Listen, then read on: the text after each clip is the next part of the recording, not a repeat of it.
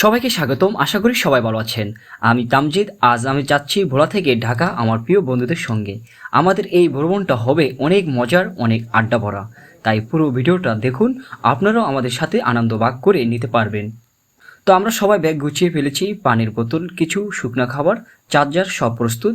এখন আমরা যাচ্ছি লঞ্চ ঘাটের দিকে। পথে অনেক গল্প, মজা সব কিছুই আপনাদের দেখাবো ইনশাল্লাহ।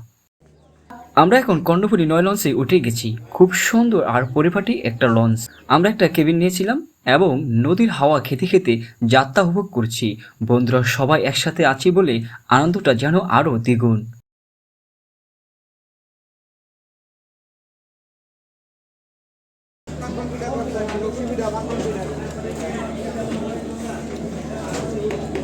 আমার পাশে বসে আছে আমার বন্ধু সাইফুল।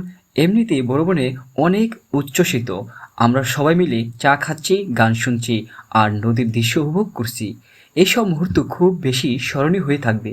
লঞ্চের পরিবেশ খুবই ভালো, পরিষ্কার পরিচ্ছন্ন, নিরাপত্তা ভালো, খাবার পাওয়া যায়। চাইলে আপনারা সঙ্গে করে নিজস্ব খাবার আনতে পারেন।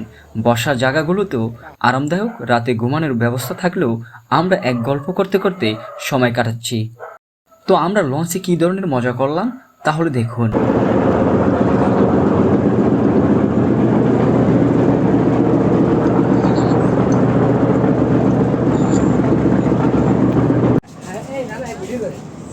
যে ভাই, আপনি কি কেবিনের লোক? ভাই আমাকে কি কেবিন সারা মনে হয়?